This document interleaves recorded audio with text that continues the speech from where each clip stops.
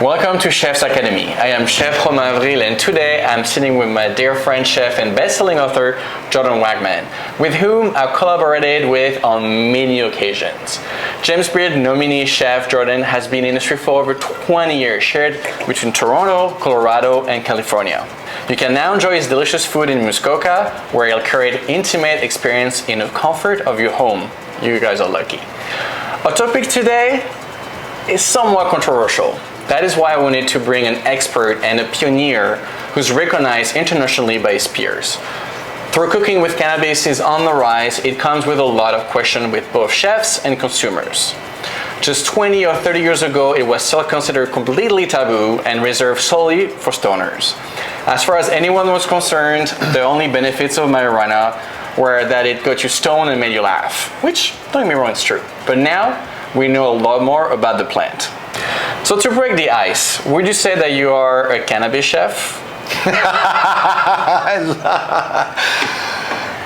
That's my favorite question. You know, can I ask you a question? Please go ahead. Are you a basil chef? No. Are you a lentil chef? I don't think I am either.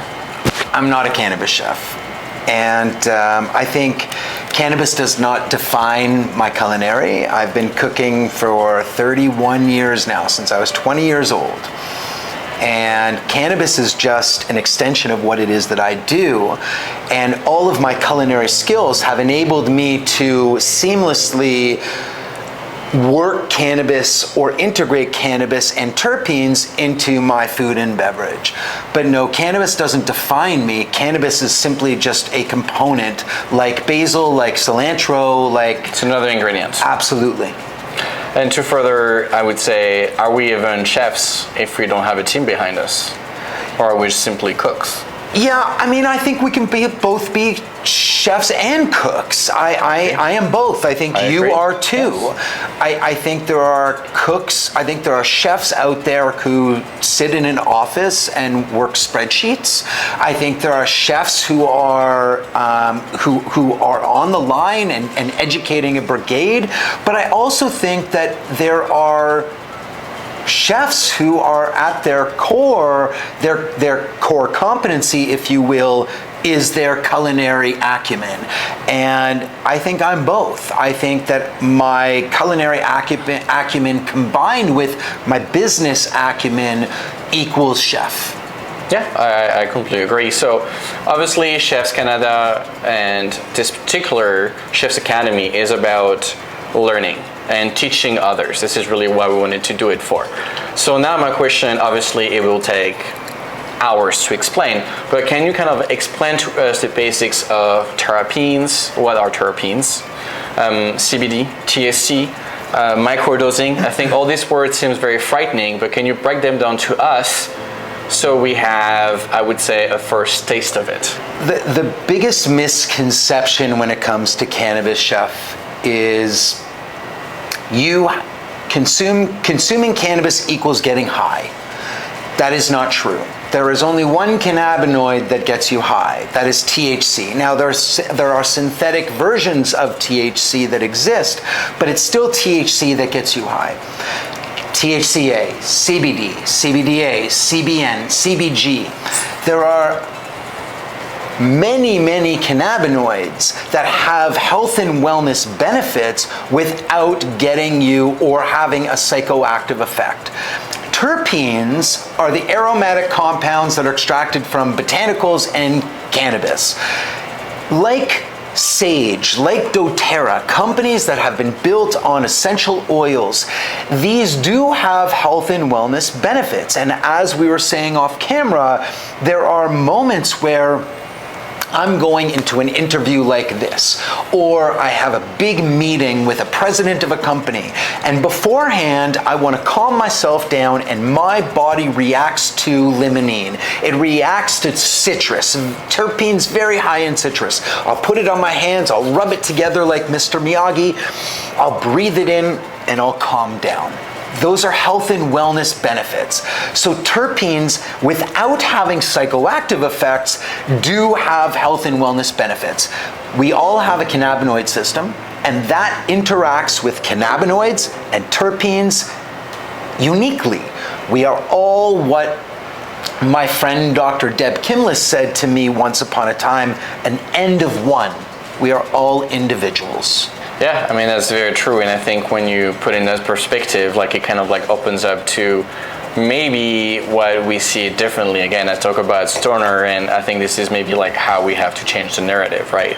So I mentioned earlier about microdosing with cannabis, and I think we are very much on the same topic, and we're very much on the same idea on how to cook with cannabis, right? So I truly believe, and I would like to hear from you if this is the way to consume cannabis, but also how to like service, and this is the way to have it in tables without getting high. Cannabis, cooking with cannabis comes with a tremendous amount of responsibility. There's nothing that I say that I've coined, but I'm not sure I've heard it often. I refer to something as a repeatable experience, where, chef, you come for a cannabis experience, you loved it.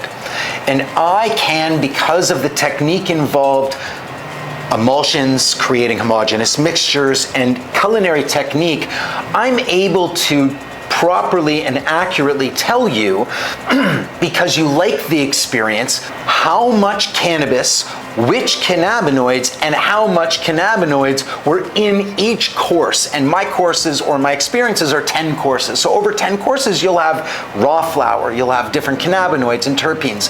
But because I can accurately dose, and I think that's really critical to the conversation, because I can accurately dose the cannabis in my food stuff, I can tell you, and you can then say to the next chef or culinarian that creates something for you, I really respond to limonene, my sweet spot is 10 milligrams, so on and so forth.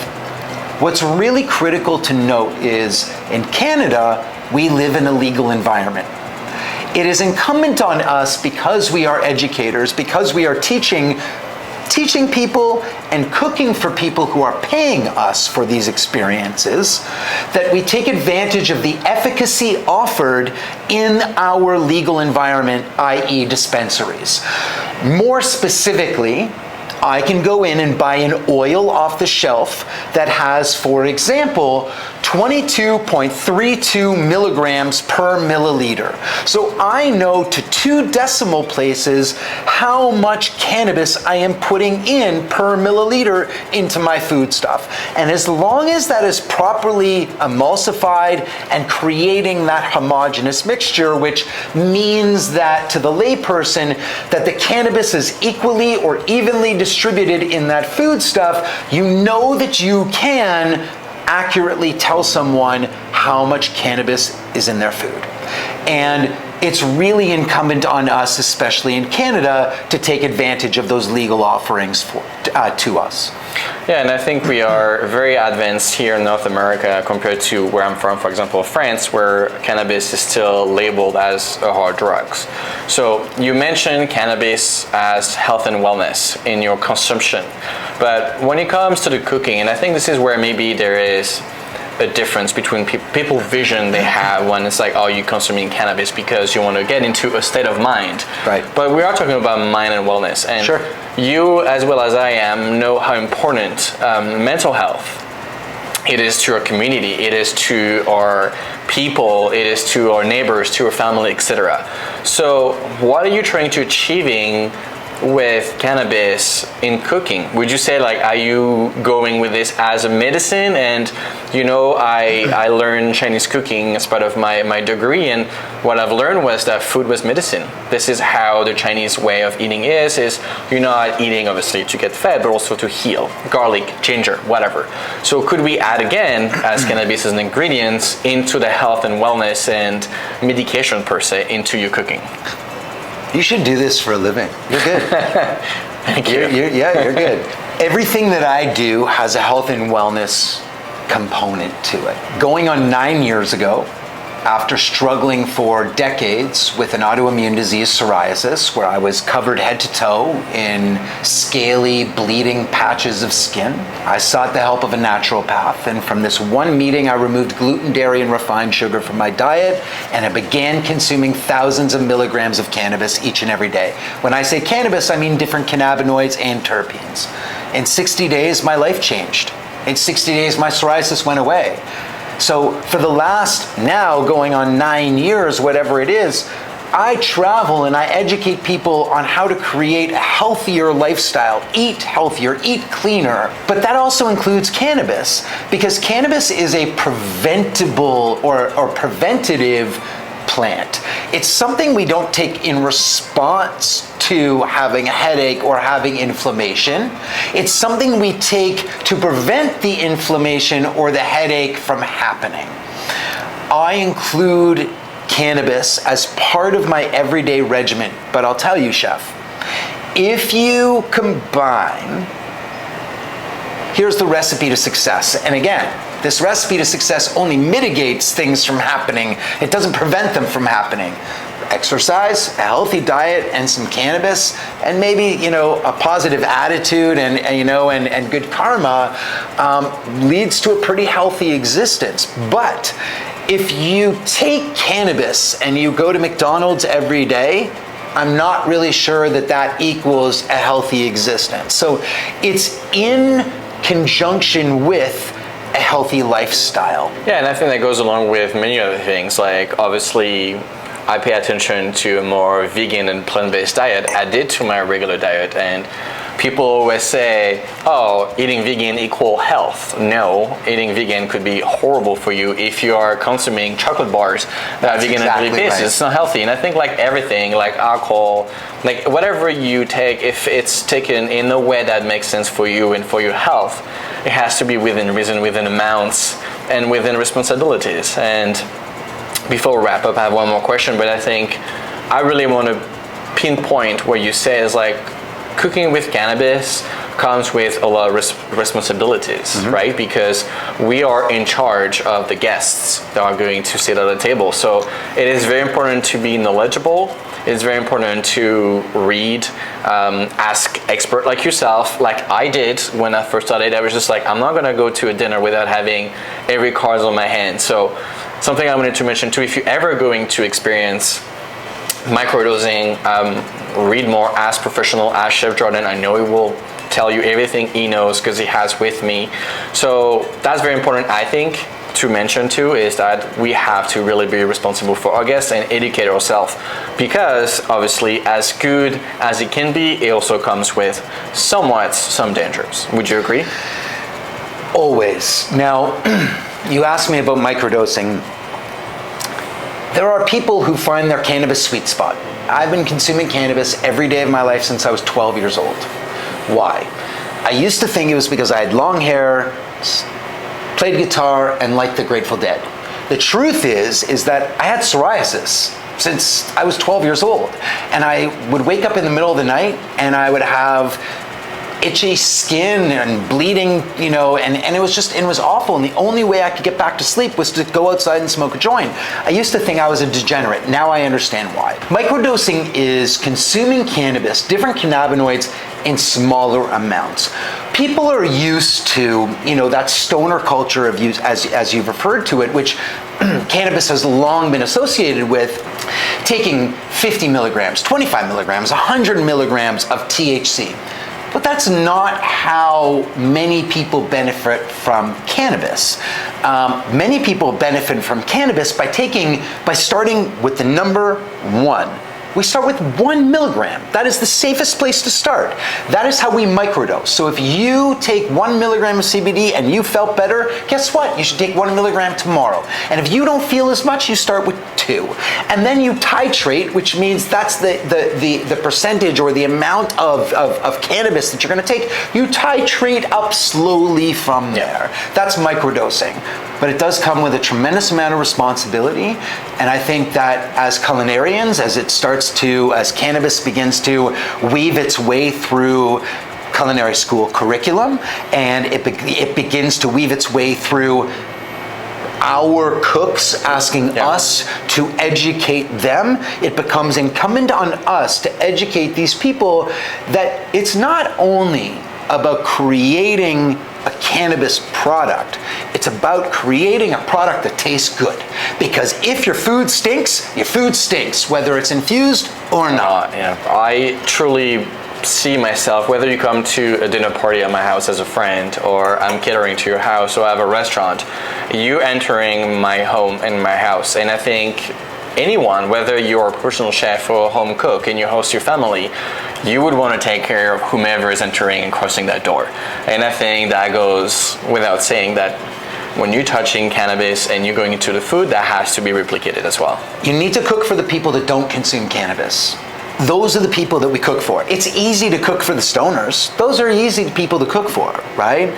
But to create an experience and that entourage effect, which is all of the cannabinoids and terpenes working in harmony over 10 courses, 12 courses, whatever chef, whatever that experience is that you create, that's what we're looking for, and that's who we're cooking for. It's those people that have never consumed cannabis but are curious about how the plant can impact them, their dog, their mom, their dad, their aunt, their uncle, their brother, their sister, their neighbor, whomever that is. And if they're curious about it, it's all about health and wellness. We don't have to get high. Now, I will leave you with this notion. The number one way that people who don't consume cannabis today will consume cannabis is not through combustible means. I'm not gonna hand you, and I know you don't smoke joints like I smoke joints, I'm not gonna be able to hand you rolling papers and raw flour and say, chef, go roll a joint. No.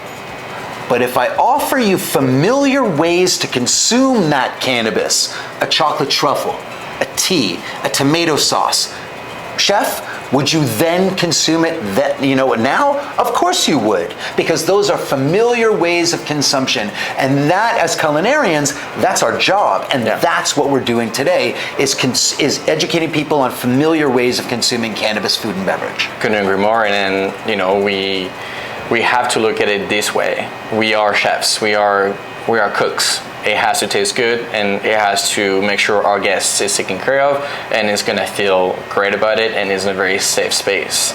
So now one more question, I guess, before we wrap up is, and thank you for this amazing introduction first of all, but where do you see, obviously things are still under wraps. I mean, we are moving towards, again, I mentioned France, where everything is very, very in close lead.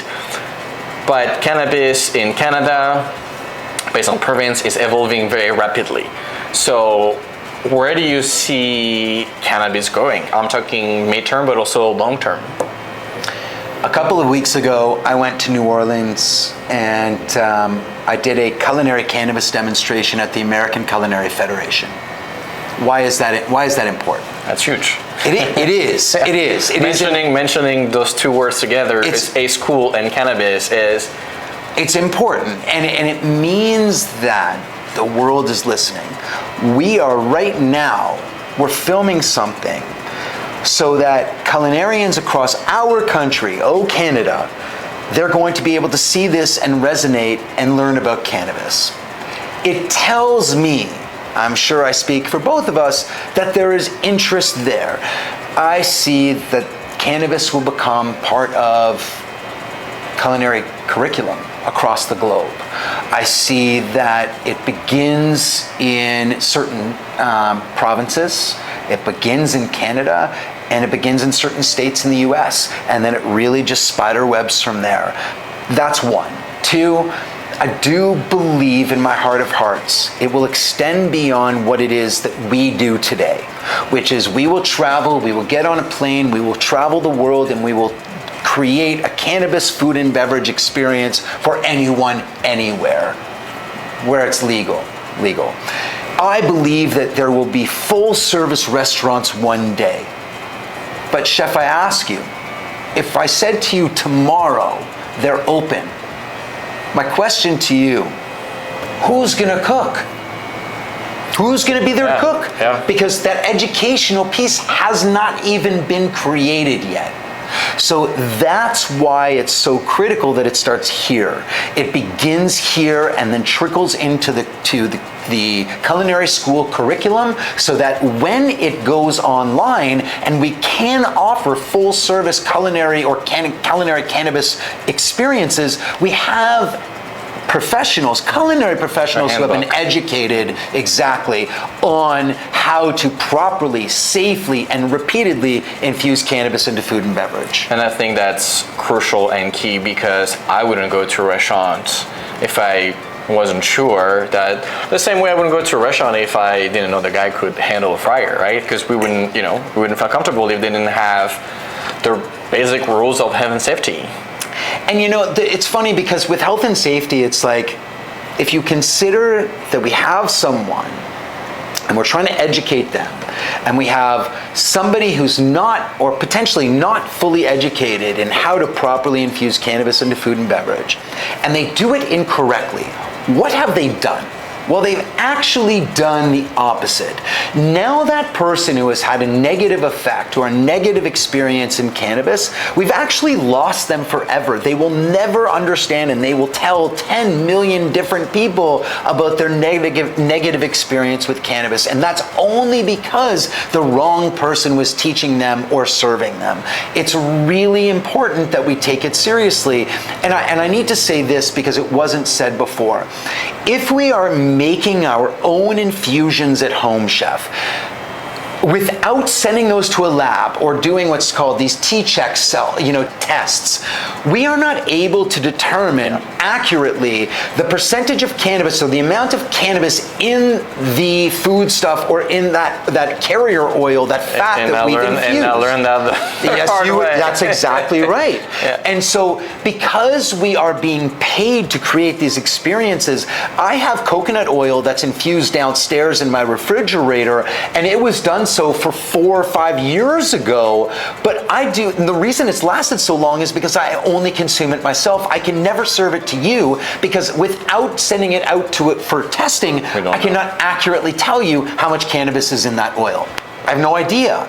And if I say, you know what, Romain, I love that experience, how much cannabis was in there? You can answer that. I don't know. Yeah. Well, that's not how we do things. Yeah. We need to be experts in our field. I agree. Thank you so much, Chef Jordan. This was a great introduction to cooking with cannabis. And thank you to the Chef Canada community for tuning in today. If you want to be featured on the Chef Canada page, or even run a Chef's Academy masterclass on a topic you specialized in with me, DM us or visit our website and let us know. Chef, thank you so much. Thank you.